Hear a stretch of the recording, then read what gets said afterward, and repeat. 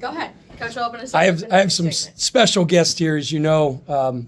Been away for a long time in the Carolinas for the majority of my career, but being back here in Louisville, very close to Cincinnati, I think season tickets spiked with all the Kelsey family, and I've a bunch of my uncles and cousins and things like that here, so I invited them in to this. But I'm proud of our guys. I think the first thing I want to say is the atmosphere was phenomenal.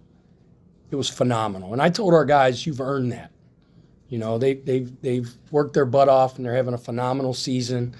And we talk about, how this team, I think, reflects the character, the toughness, the grit of the city of Louisville. And I think, our fan base sees that. And to come out the way they did tonight, that was a big time college basketball atmosphere. I give our marketing staff a lot of credit for the idea to come up with the stripe out. We challenged the fan base. They were unbelievably coachable, and they followed through, and the stripe out was awesome. I thought our student body was terrific. They made a major impact in the game, the students and the fan base. It was special tonight. I had goosebumps when I walked out, and they were a major factor in the game. I got a lot of respect for Pitt, for Jeff. I think their backcourt is as talented as any in our conference. They're a handful to deal with. I thought the last two medias, the last 8 minutes of the game, I love when I get in those huddles and I don't have to say anything. Our leaders, our upperclassmen, which is everybody on our team, was already saying the things that I was going to say. It was going to come down to getting stops and getting big rebounds, and I think they were 2 for 15, the last 17 field goal attempts. A couple of them we had some missed assignments and they just missed open looks, but overall, our guys buckled down and got a big stop. Obviously, Chucky had a game that he's going to tell his grandchildren about. That stretch of 4 minutes before half was as amazing of point guard play. Kind of looked like Steph Curry out there. Even the one after the whistle, he kind of threw up and it went in. I played basketball my whole life, and I've never been in a zone like that. I struggled to score in an empty gym, and they say when the basket looks like the ocean, it's really fun to play that way, and I don't know what that's like, but Chucky was feeling it that way tonight. I thought it was great to have Terrence Edwards III, Trey, Fat's newborn son, at his first college basketball game tonight. That was awesome. Noah got his 1,000th point. James Scott, 4 steals, had a big block down the stretch. It was just a really good team effort and unbelievable atmosphere. We'll have questions from the media for Coach Kelsey. Raise your hand. We'll get a microphone to you. Go ahead, Mark.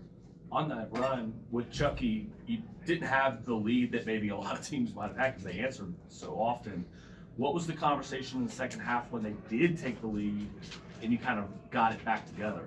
It's just 0-0. That's what we always say when we get to those media timeouts, 0-0. It's about how you respond. We were facing some adversity. We didn't play the cleanest offensive game in the world. obviously Chucky was magical. But, we just reset, especially in that last 8 minutes. We call it winning time.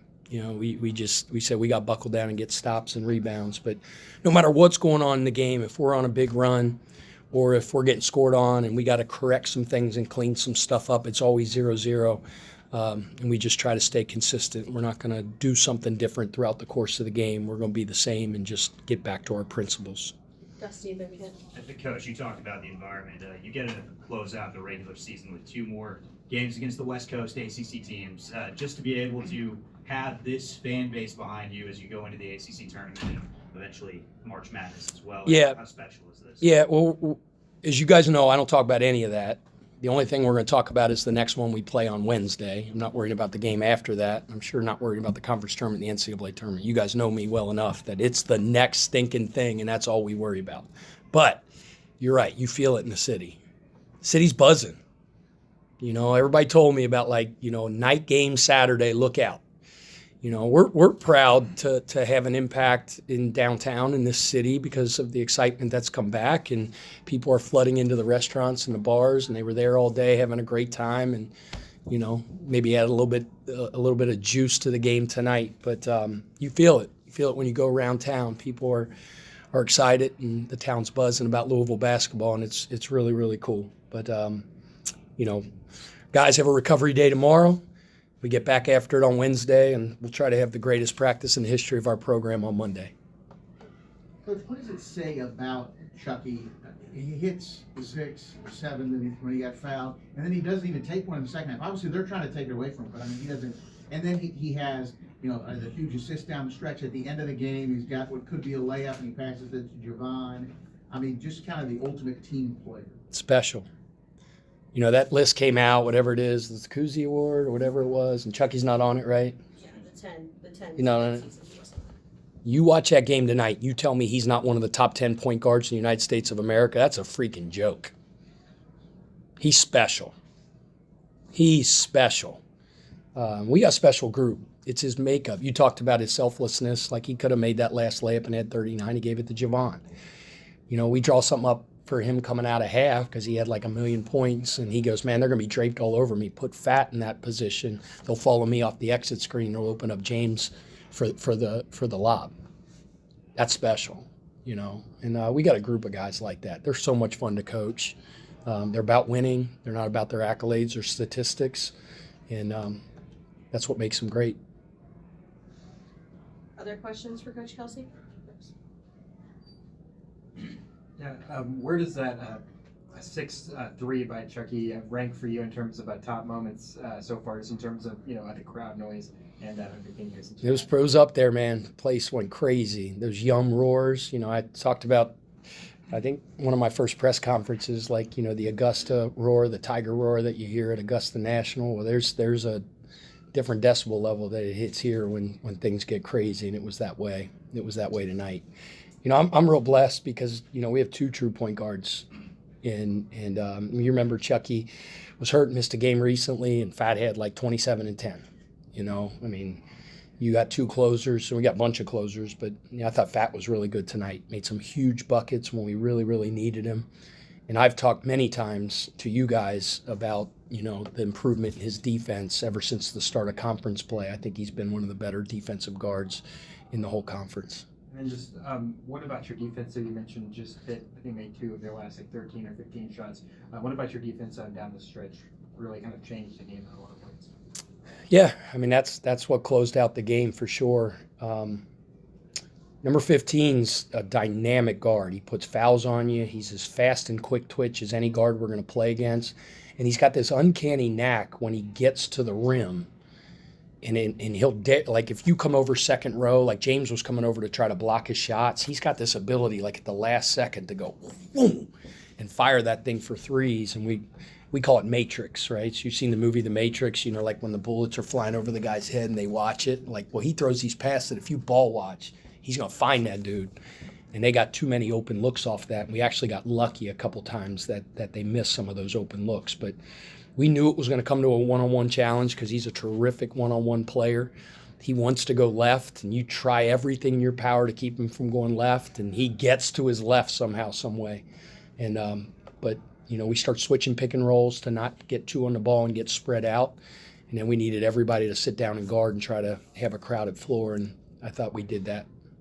And then we had to go get the rebound. That was huge. It's March, and these guys have played a lot of minutes this year for a lot of different reasons. But is there a philosophy between when you get late in the game of managing minutes to keep it fresh there? Well, I always mention my staff. It's like Brian Cloman in the last game made that little defensive adjustment at Virginia Tech, which kind of messed up their action by changing our matchup and putting James on the point guard. Mike Cassidy does a great job of kind of running our substitution patterns, and he studies it. And, Mike's brilliant, first of all. He's I have to add my SAT score ×2 to get to his. He's like the mad scientist. And he comes from the Australian Institute of Sport, which is a really, really cool place. But everything's got a graphic and a spreadsheet. And he gives me this real intricate thing the other day. And he's just I think if we can, and it's all, I just said, Mike, I can't follow this. Just tell me what you want to do. And he was like, we need to get Chucky and Fat, and really all 4 of those guys, one more sub early in the second half so that we can get to winning time, and then those guys can just go. And I said, that sounds good to me, but, call those guys and get their buy-in on it. So he talked to all those guys last night. So Chucky and all those guys still probably played right about the same minutes, but I thought his ability to kind of orchestrate some of our subs to keep our guys fresh were really good, because our depth, obviously, with our injuries and those things like that, we're not the deepest team in the world. So you don't have to be the smartest one in the room, but you better own the smartest room, and I got a great staff around me. You've talked over and over about the defensive improvement and Terrence specifically. He said he watches film, pays more attention to scouting. What kinds of things do you see that he's doing better that's making him? No, first of all, it's a special team in that regard. Their attention to detail and scouting is crazy. Crazy. How in tune they are in film, their voices, how they speak up, the questions they ask. Brian Cloman's our defensive coordinator, and he'll tell me, I got this many texts last night, guys asking questions. We had a quicker turnaround. Well, we gave them off one day, and we practiced two, and we did a lot of our normal prep. But one of the things we didn't do as a team was personnel, and that's because of a bunch of different reasons. And the personnel is where we sit down, we go through all their bios. And I said, fellas, to save you some time and get you out of here, and you guys need to watch the personnel on your own tonight, then I want you to text Cloman, afterwards. And so Chloe hits me later, and he goes, it was like they all hit me within 2 hours, and most of them ask questions. They just really care. They're very intentional about the details, scouting report, the schematics of the game, the adjustments we make. That's what's so much fun about coaching a team with such a basketball IQ, and that's very mature, and this team is surely that. Coach, it was a very physical game. I mean, it was tough. Yeah. And you had two guys up here, two of your stars, and they're not burly, big, strong guys, but it seems like everybody on your team gives and takes with the other team, what has to happen. And you're saving minutes, but they were kind of looked like they were getting it a go at the end. Yeah. Well, Skip Prosser used to say it's not how big you are, it's how big you play. And my mother always reminded me, because I'm 5'0" nothing, 100 nothing, and I would always play against bigger people, and she would always say it's not the size of the dog in the fight, it's the size of the fight in the dog. So even though we might not be the biggest or the burliest, we got some dogs that fight and they compete and they eat loose balls, and we're a gritty, tough team. Our rebounding margins, we got out rebounded tonight a little bit, but for the most part, on the offensive and defensive end, we always are a very, very good rebounding team, and we're tough. I go to battle with these guys any day. All right, thank you all. All right, thanks y'all.